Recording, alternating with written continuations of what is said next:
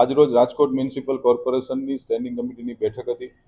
આ બેઠકની અંદર કુલ 24 દરખાસ્તો હતી। રાજકોટ શહેરના અલગ અલગ વિસ્તારોમાં વિકાસ કામોની કુલ 24 દરખાસ્તો આવી હતી। એમાંથી કુલ 4 દરખાસ્તને પેન્ડિંગ રાખવામાં આવેલ છે। બાકીની તમામ દરખાસ્તો મંજૂર કરવામાં આવેલ છે। કુલ આજની સ્ટેન્ડિંગ કમિટીની બેઠકની અંદર 162,67,77,000 જેવી રકમના ખર્ચે રાજકોટ શહેરના અલગ અલગ વિસ્તારોની અંદર વિકાસ કામોની આજે ભારતીય જનતા પાર્ટીના સૌ કોર્પોરેટરોએ આજની આ સ્ટેન્ડિંગ કમિટીમાં મંજૂરીની મહોર આપવામાં આવી છે। એક દરખાસ્ત 3 નંબરની દરખાસ્ત છે, જે સૌરાષ્ટ્ર શૈક્ષણિક અને સેવા સમાજ ટ્રસ્ટની લીઝ ઉપર શાળા આપવાની જે દરખાસ્ત છે, એમાં વધુ અભ્યાસ અર્થે એ દરખાસ્તને પેન્ડિંગ રાખી છે।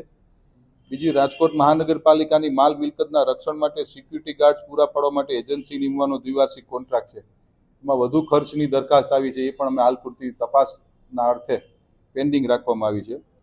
પછી કુલ ક્રમ નંબર 6, રાજકોટ મહાનગરપાલિકાની જુદી જુદી શાખાઓની જગ્યાઓમાં પગાર ધોરણમાં સુધારો કરવા અંગેની દરખાસ્ત હતી, એને પણ વધુ અભ્યાસ અર્થે પેન્ડિંગ રાખી છે। અને એક, રાજકોટ મહાનગરપાલિકાની ઓડિટ શાખામાં ખાલી પડેલ સબ ઓડિટરની જગ્યા પર બઢતી આપવા અંગે મ્યુનિસિપલ કમિશનરશ્રીનો જે પત્ર હતો, એ અભ્યાસ અર્થે અમે લોકોએ પેન્ડિંગ રાખવામાં આવી છે। એમાં વિષય ખાલી એટલા પૂરતો છે કે જે સંસ્થાએ છે માસિક 251 રૂપિયાના ભાડાથી અમારી પાસે એને ડિમાન્ડ માગણી કરી છે। ઇન્ફ્રાસ્ટ્રક્ચર અને જગ્યા મહાનગરપાલિકાની છે, પરંતુ રાજકોટ મહાનગરપાલિકા દ્વારા ધ્યાનમાં આવ્યું છે કે ત્યાં વિદ્યાર્થીઓ પાસેથી પૈસા લેવામાં આવે છે અને કુલ વાર્ષિક 1,69,00,000 જેવા એને ફીઝની આવક છે।